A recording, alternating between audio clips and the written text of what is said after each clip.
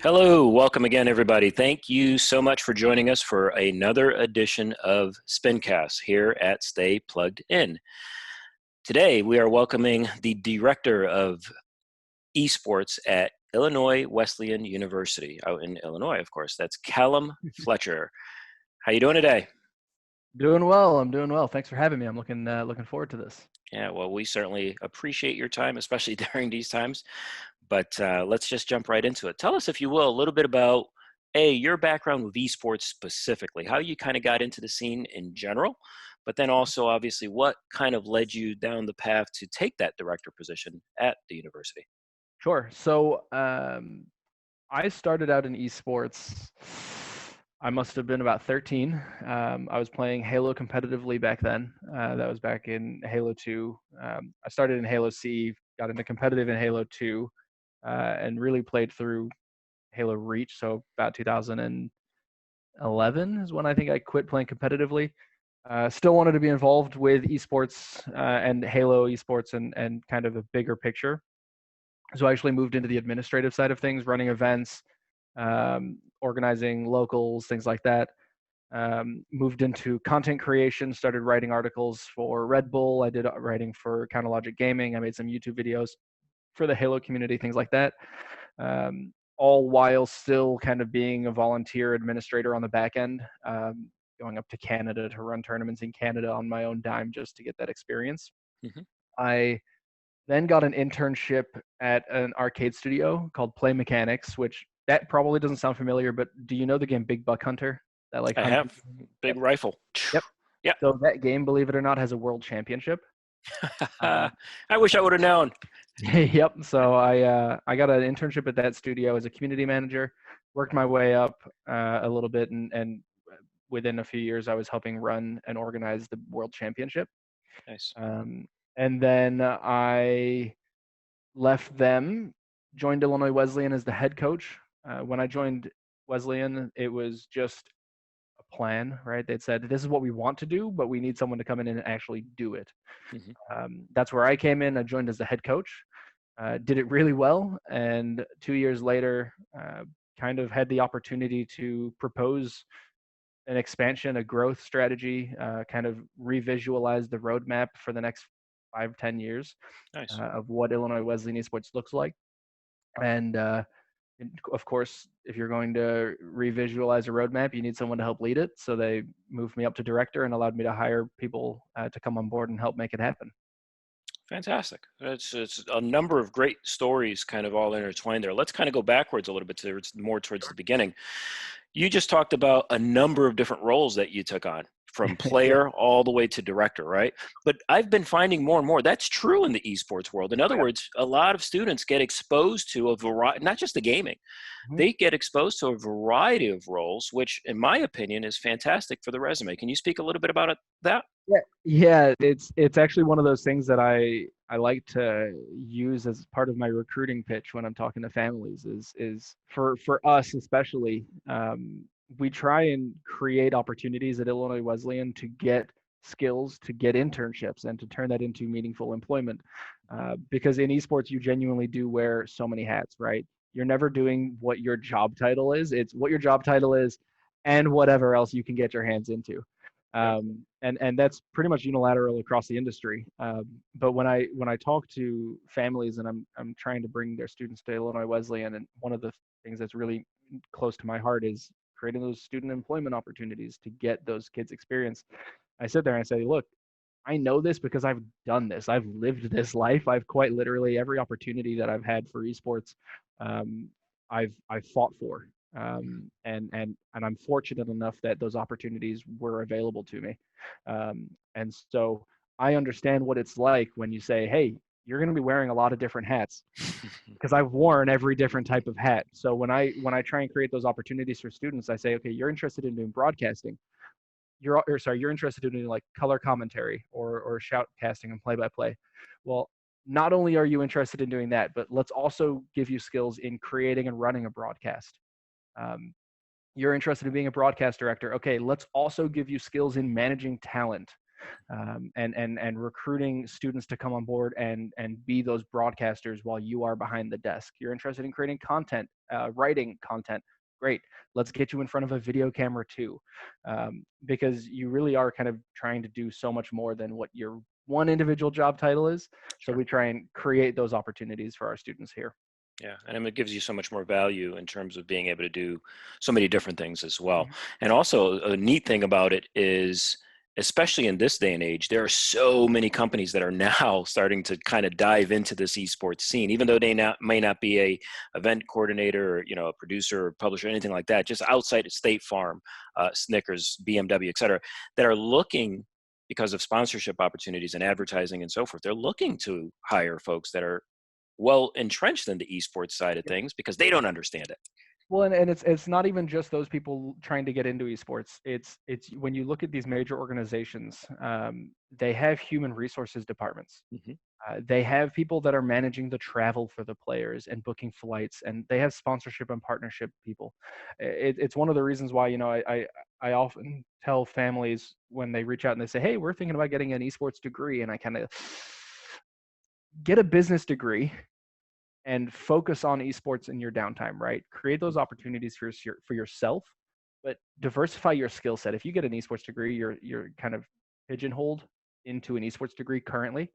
Hmm. I think that'll change in the next few years. I think esports degree will have their day, but I don't think it's yet. Right. Um, but yeah, I mean, you can go into accounting and work in esports. You can go into a hotel, hospitality and management, and you can get a job in esports. I mean, the opportunities as this industry grows are insane. Yeah. No, agreed. Agreed. And it's neat for those that are kind of middle school, high school, kind of starting to matriculate into college and beyond. They start to look at some of those opportunities are just they're there now, but they're going to escalate just based on the billions of viewers that are in this My, space as it begins. So my job didn't exist 5 years ago. yeah, there you go. There you go. Proof is in the pudding, as they say.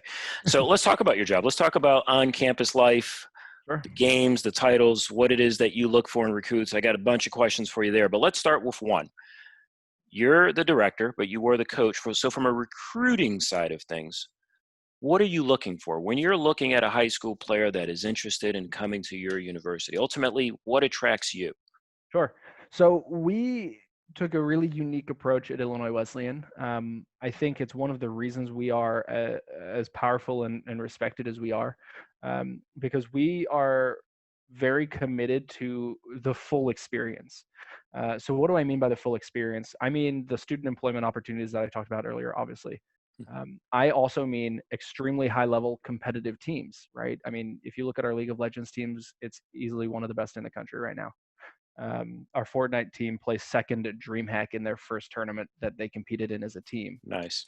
I mean, we put together really strong rosters, but then you also look down to our academy and our JV rosters, and you see that we've also created this community that is welcoming to all skill levels.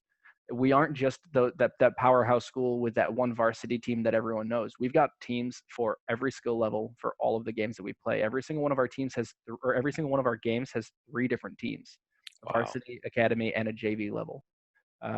So it allows us to compete at the highest level Mhm. and represent our school on the national stage, but it also creates that opportunity for students who are passionate and excited and want to compete, but aren't necessarily investing 20, 30 hours a week to get better individually on top of practices, Mhm. or who don't necessarily care about playing competitively at the highest level, you know? Um, so it's allowed us to create the full experience, if you will. What do I look for when I recruit? It totally varies on where I'm recruiting them in for. So for our high level skill teams, our varsity teams, I'm looking for passion. I'm looking for students who have goals beyond collegiate play, whether that's playing professionally, playing in academy, being recruited at some point, whatever it may be, as long as they've got kind of those bigger aspirations. Good academics. Wesleyan's a tough school, and Mhm. if you're not able to come in here and be successful if you're not successful on your own in high school, you're going to struggle on your own at Illinois Wesleyan. Um, and so we want students who are good academically, We want students who are contributing to their local communities already on their own. Um, we want students who are creating those opportunities for themselves. One of our students, Justin, is a incredible play-by-play caster who, before he came to us, was doing commentary out of his bedroom, and since then he's gone on to now he's working with the big league Nice. for League of Legends. Um, so we kind of look for a little bit of everything, and then on those, of course, of those students who are looking more at playing JV level sports where they're not necessarily as high skill. Mhm. We're looking for that passion. We're looking for people who are going to show up to practice, who are going to work hard, and who ultimately want to win and want to improve. Awesome. That's a very incredible set of standards you have set. That's why the culture there, I'm sure, is what it is, and it breeds the success that it has bred. So, talk a little bit about on campus life. So now I'm a freshman. I've been recruited. Now I'm on campus. Yep. What's my day to day like? Let's say I'm on one of the top teams.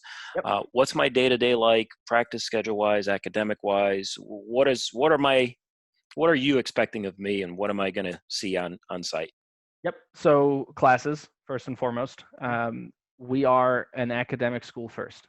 Even if you're coming to play on our varsity League of Legends team, academics will come first. We have mandatory GPAs for our players to be able, or that they have to hit, which we're not regulated by the NCAA, but they are the same as our athletic conferences, the CCIW, um, which I think is something that I'm pretty proud of that we're able to mirror. Um, so academics come first. So typically you're in classes till give or take 4, maybe 5, unless you've got labs a couple days a week. We build our practice schedule around our players' schedule. So we'll tell them our kind of before the year starts, we'll say, hey, these are our ideal practice times. We want to practice Monday, Wednesday, Friday from 6 to 9 p.m. If you can, don't take classes during those times. More often than not, there's usually 1 or 2 students who will say, hey, I've got a lab that I need to take in order to take this class, and I need to take this class, but it runs into practice time. Either we will accommodate and say, okay, well, we'll just run a practice without you on that day and we'll move a sub up or in. Um, we will completely change the practice day if the rest of the team is capable. But we are very attention to detail oriented for our students at Illinois Wesleyan. Um, I've never been at a university before where you could want to talk to the director of financial aid and you're able to walk into his office and just say, hey, I need to talk with you. Um, there's usually this kind of weird hierarchy where you get the lowest person first and it escalates step by step and it takes 2 weeks to get something done.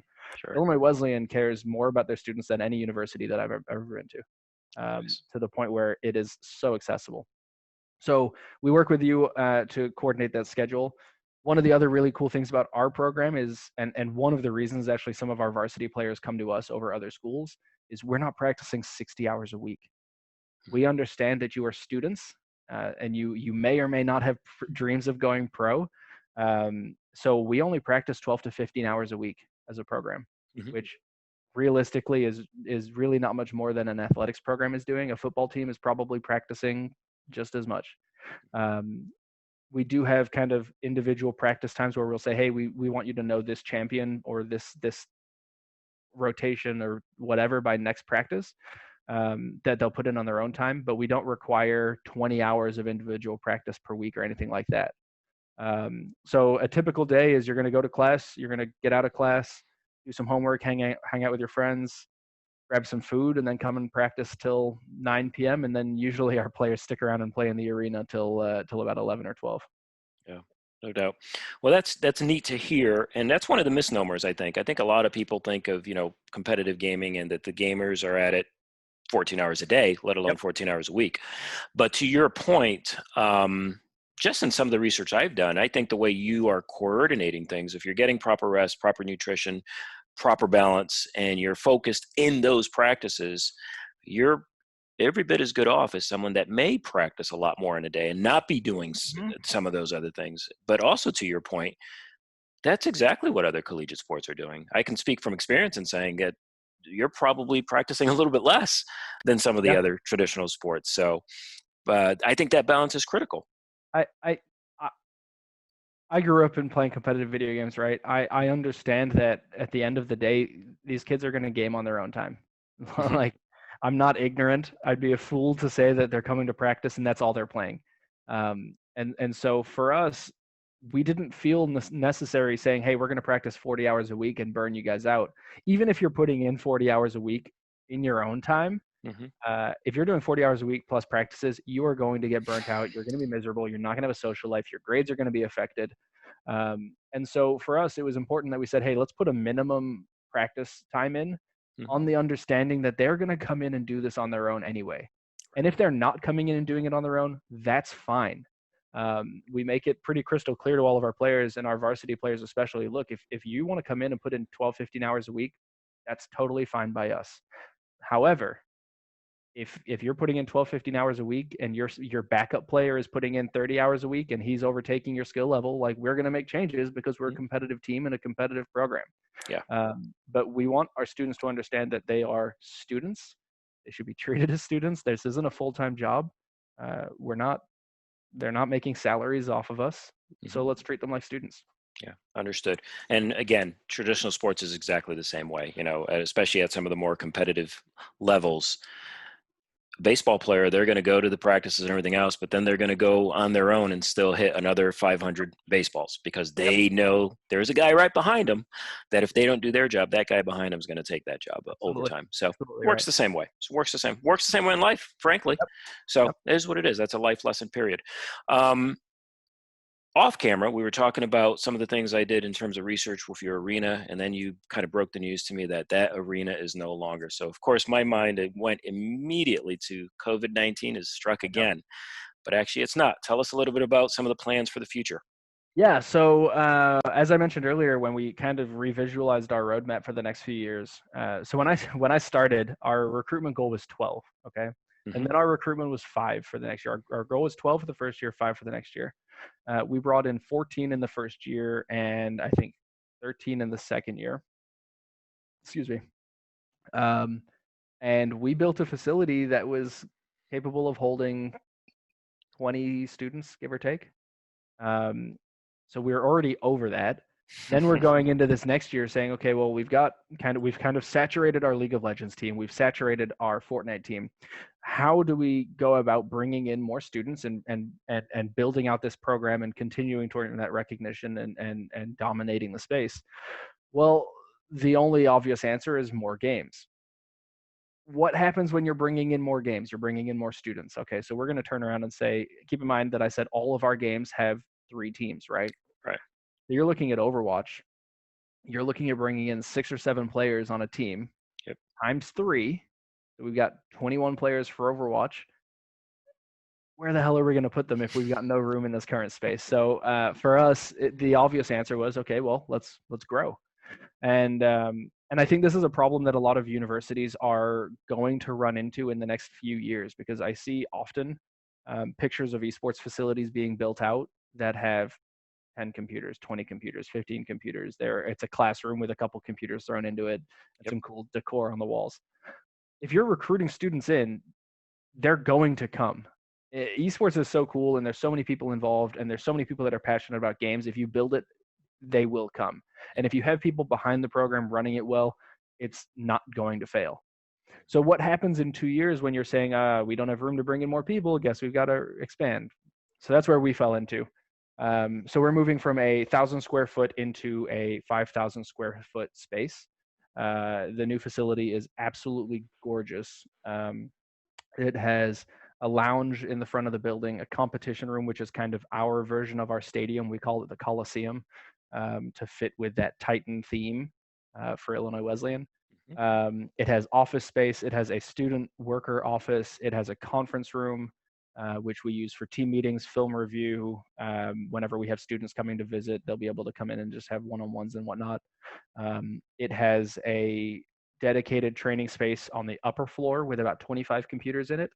And then on the lower floor, it actually has a broadcast studio, as well as another training space with about 25 more computers and a lounge that students can hang out in.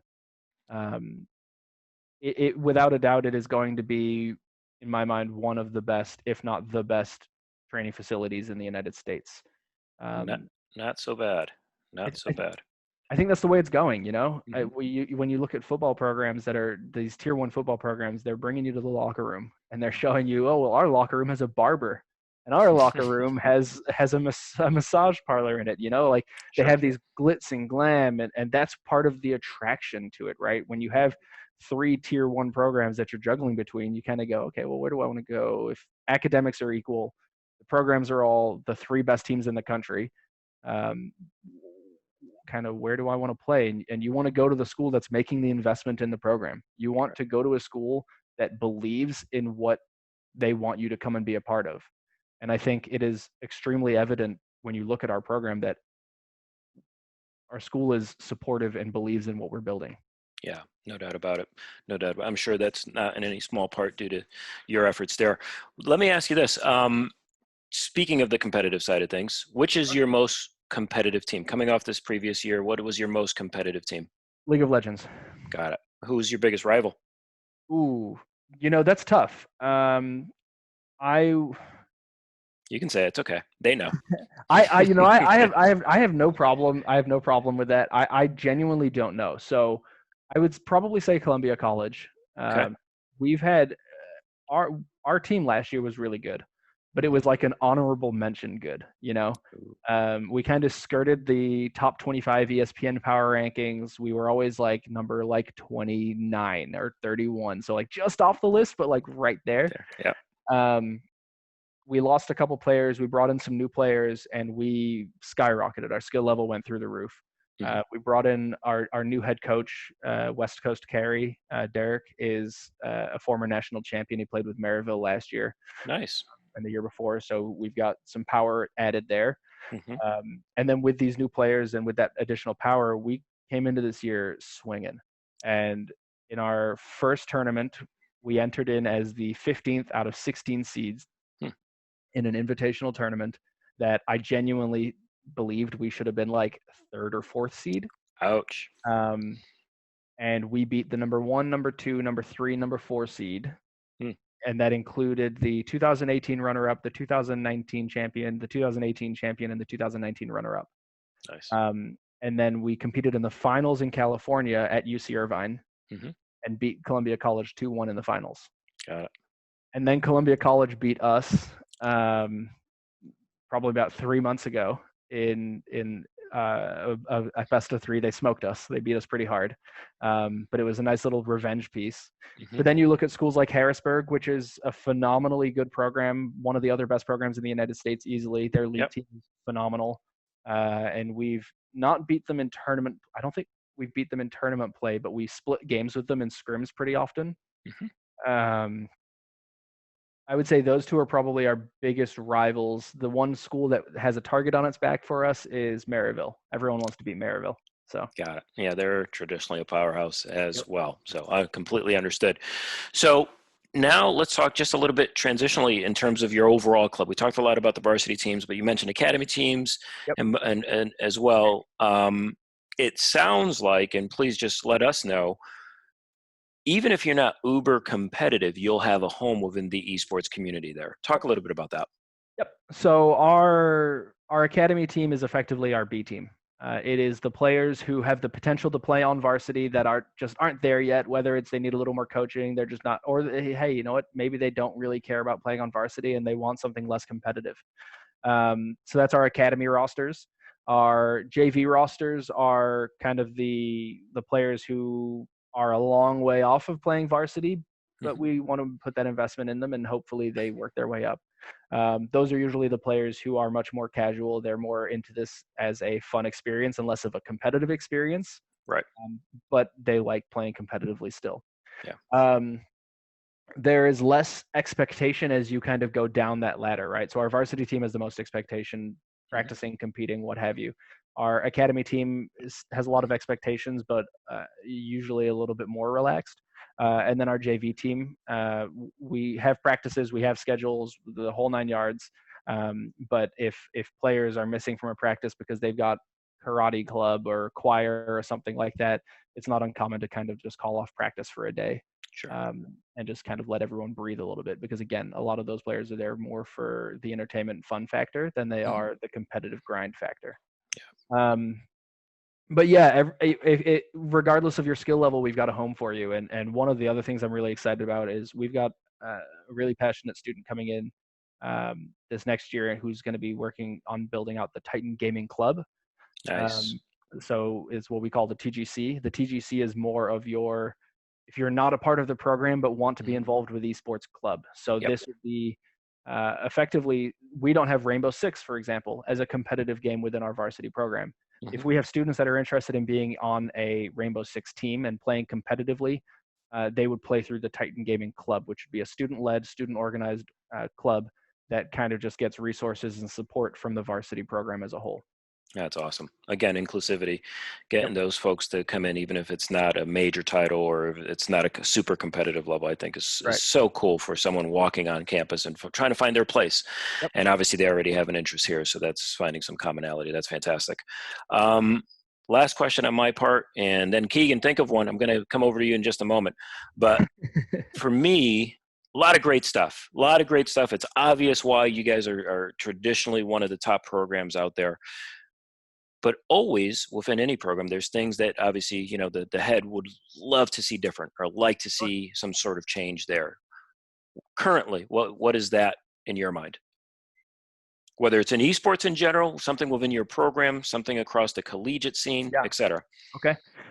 So this is a topic near and dear to my heart. I think it's a pretty controversial topic whenever I bring it up on conferences or panels that I talk of. Okay, we're out of time here. No, just kidding.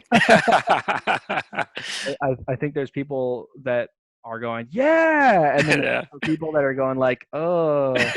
Um, I think the staffing structure across collegiate needs to change across the board. I think what you're seeing, if you go to any collegiate esports job board, um, whether that's NACAD or NACE or any of these other organizations that have kind of like a grouping of postings, Hmm. or if you look on Indeed or any of these, you're finding head coach. That's the job. It's head coach. You're a head coach and you have 6 different games. That's not a head coach. That's a director. That's a manager, right? Hmm. And so what you're seeing is these. I think schools are using it as an opportunity to pay less ultimately, Hmm. Hmm. because what you're doing is you're getting someone to come in, be a director, make director level decisions. You're expecting them to grow out this full program, and then you're paying them $30,000 to $40,000 a year. Correct. Um, that to me is just, I think it stunts the growth of collegiate esports as a whole. But I also think it's really unfair to a lot of people, and part of it is because the investment is just not there in collegiate esports yet, right? There are very few schools that are as supportive as Illinois Wesleyan is in collegiate esports. Maryville, Columbia College, Harrisburg, UCI, University of Utah being probably that those like top 5, I'd say full sail armadas up there. But Hmm. there's only a handful of schools that are really putting that investment in, and the schools that are putting the investment in are the successful ones. Those are the ones that everyone's looking at. Um, and it comes to facilities, sure, but when you look at staffing, you're saying, okay, you've got 30 kids with 1 full-time staff. That's not fair. Correct. But more importantly, it's not what you're selling to these students, right? If you're recruiting students and you're saying, hey, I'm the head coach, but I'm not really your head coach, Right. you know. um, or you look at schools with these full League of Legends programs, and then you turn around and say, hey, this is going to be led by a student coach who's not qualified to be a coach. I say this a lot. You wouldn't send your student to a school to go play football or tennis or soccer if their coach was a student coach, if the head coach was a student coach, um, or if the head coach also coached tennis, lacrosse, softball, and baseball. You know, if you're going to Yes. play football, you want your coach to coach football, Mhm. and you want them to be experienced and qualified to coach football. So I am very fortunate to be at Wesleyan because they believed in this as much as I do. But when you build out a staffing structure for a collegiate esports program, it needs to be built out like a traditional athletics department. And I think some schools are, uh, I find this unique because you have these esports programs in athletics where they have a head coach who oversees 6 different games, which is a director who then Mhm. reports to the director of athletics, right? It's one of Yep. the reasons I think esports shouldn't be necessarily in athletics. But you do want to build it out like a traditional athletics department. I will put money down in the next 10 years. A majority of the major esports programs will not be esports programs. They will be esports departments. Hmm. Just like you have the Department of Athletics, you will have a Department of Esports. You will have full-time head directors with full-time head coaches and even part-time coaches for those smaller games. But we're not there yet. And I think that's also why you see these kind of head coach positions that are really director coach or director positions, Sure. because the investment's not there yet. Universities are still dabbling. They're still trying to get their feel for it. They're still trying to figure out, like, is this worth doing? Because at the end of the day, uh, esports and gaming is not something that is familiar to people who are running universities, right? 100%. 100%. And so it's on our generation and to come in, educate, and not only educate but build it well. And if you can do justice to it, you'll be able to reap the rewards. Yeah, no doubt about it. And I think that's from our personal level, that's part of our mission statement, is to help build that younger group, that younger generation with that solid foundation of really understanding this scene. Yep. Because the demographics, obviously, for esports in general, you know what those ages are. And they even within that age group, unless you're really tied into it, they have kind of an idea of what esports is, but they don't really know what Yep. esports is. Yep. The older demographic, which I'm guilty of being a part of, really doesn't know what it is Yep. unless they take the time to get educated in it, and more so than just in this one conversation, right? You might hear it once and okay, kind of get it, but you got to see it, you got to feel it, you got to touch it, you got to hear it again and hear it again and hear it again. And then when you have that buy-in and really understand, man, this is actually something that our university can utilize and Yep. build off of, and it's going to be a win-win program for our students, Yep. but also for our university, both short and long term, if they have that vision. I think you're certainly onto something there. Yeah, at the end of the day, whatever the university's mission is, esports fits into it. If the university's goal is to bring in more students, esports can do that. If the university's goal is to just create opportunities for students, esports can do it. There's so many different levels of buy-in between kind of your level of commitment. It's a no-brainer. It's a no-brainer, and we've seen it. It's growing rapidly. It's growing fast. It's really fast. Yeah. COVID might be a little bit of a stunt to it, but You think so? I think it might do the opposite a little bit. I was in the same boat there. I think it might actually do the opposite. Well, so here's my concern. Mhm. With universities potentially going online, right, depending on situations. Mhm. A lot of universities make room and board revenue. Mhm. Without that room and board revenue, they're not going to have a lot more. They're not going to have money sitting around to spend. And so my concern is building an online exclusive program.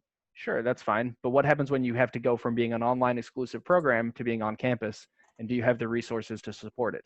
Right. So we'll see. We'll see. Yeah. Yeah, it's touchy either way. That's a whole other discussion we could dive into. Yeah, no, understood. It is touchy either way. Hopefully, due to this COVID-19, hopefully the majority of people get out on the right side of things and cooler heads make good decisions. But Amen. Keegan, I'm going to throw it over to you. I know for those of you watching, Keegan is going to be one of our normal voices here as we move forward with these podcasts. So he's been kind of watching a little bit and has a question for you, Callum. Go ahead. Indeed, I do. And this might actually be two questions in one, Callum, but I want to kind of get your opinion on this. Lately, there's been a lot of talk. I come from a pretty big history of collegiate esports myself, primarily on the production and organization side, and dealing with intercollegiate relations. Okay. So lately, there's been a lot of talk about the NCAA getting more heavily involved in the esports side of things to try and regulate things a little bit more. So do you think that's a good idea? And whether yes or no, what do you think is the next step for the organization of collegiate esports? Do you think there needs to be a single governing body, or do you think it needs to be up to the conferences that the schools are involved in to decide on? So there's no clean answer to this. Because there's so many different variables. So first things first, let's evaluate the NCAA's involvement. the best thing that the NCAA offers for collegiate esports is authenticity and legitimacy. Do we need authenticity and legitimacy? No, we don't. Okay, so we've kind of gotten that out of the way. Now we turn around and say, nobody really owns. I mean, I'm sure someone owns football if you go down to the nitty gritty of it. There's a unique situation in that football is never going to get pulled from college, right? I don't know if it's the NFL or if there's some other governing body that can turn around and say, hey, colleges, you're no longer allowed to play football. It's just not happening, right? Well, guess what? They can do that with video games, right? Because it's someone's IP. So Riot can turn around and say, hey, governing body, you can't run esports League of Legends tournaments anymore. And the NCAA, no, here's a cease and desist. You guys can no longer run these tournaments. So there's kind of that hesitation there in my eyes. Beyond that, as a governing body, the NCAA needs to make some major regulation changes in order to allow students to compete. Whether it's, eligibility, whether it's eligibility requirements, students making money off their likeness, right? We go to tournaments and we play in tournaments right now, our players take home cash. If we're in the NCAA, that doesn't happen. Or what happens if a player is a broadcaster, content creator, and makes $1,000 a month live streaming? He has no incentive, or she has no incentive now to come to college, because the NCAA is saying you cannot make money on your likeness, right? You cannot make money playing video games if you're playing under the NCAA. So I think there are some major kind of regulations the NCAA needs to get over first and change. I think we're going to see a dramatic shift in traditional athletics before we see them stepping into esports. The other major thing the NCAA struggles with is violence in video games. They've been very clear that they are not tolerant of violence in video games. Okay, well, what happens when some of the biggest games are first-person shooters, like Valorant, for example? It's not even out yet as a full release, but it's going to be a big game. It's going to be a huge hit. It's going to be a big game in the collegiate space. It's a first-person shooter. The NCAA is not going to be supportive of that. But what happens if that's the biggest game in collegiate esports, right? Then you mentioned it being down to the individual conferences. I think the problem with it going down to individual conferences is the buy-in, right? I think in 10 years, when every school has a collegiate esports program already, and no matter what, because it's so obvious that they're going to do it, then I think we can talk about that. But right now, if we were to be put into a conference with our other schools in the CCIW, it would be no contest. And I think that would be a pretty common trend in the space. So I don't personally believe there needs to be a governing body like the NCAA. I personally would like to see the game developers organizing governing bodies made up out of collegiate organizers. So, for example, the RSAA for Riot Games, their competitive governing body is members of Riot, but it also has 4 or 5 collegiate leaders from League of Legends that help kind of be those community faces. To me, that's the best governing body, because at the end of the day, companies like Riot, companies like Blizzard, companies Activision Blizzard, Psyonix, Epic, who runs Fortnite, none of these companies are going to be comfortable saying, hey, yeah, we're going to let you run tournaments, but you get to make all the rules. Right. They're going to say, you can run tournaments, we make the rules. So why not you guys just be the governing body? Right. Yeah, I think, great question, Keegan. I think there is a necessity for a governing body so that everyone is playing by the same rule sets. Mm-hmm. But to your point, I think the NCAA has a long list of things in front of them, and I think esports it may not even be on that list quite yet. So it'll be a while. As I said, we don't need the legitimacy. We don't need the authenticity right now. There's enough schools, there's enough competition, there's enough money being invested into collegiate esports that we don't need the NCAA to come in and say, hey, yes, this is a real thing. Mm-hmm. So Got it. I think the way they get involved more than anything, when they see the money potentially involved as this continues to grow, they may want a piece of And the pie. So we'll see. We'll see how that all transpires. But we have gone well overboard in terms of our time, as I kind of suspected we would when we have a guest as cool as Callum coming on board to tell us a little bit more about his university and how Illinois Wesleyan pretty much dominates the scene. He just didn't want to say it, but it's true. We sincerely appreciate your time in all sincerity. Thank you. I hope our audience picked up a number of different pieces that they can run with. And we certainly wish you the most success moving forward. Stay safe. And we'd love nothing more than to kind of reconvene maybe in the fall at some point, just touch base, see how you guys are doing, Yeah. and can't wait to see pictures of the new arena. Sounds good. I appreciate it. Thanks for your time, guys. Yep, you got it. Have a great day.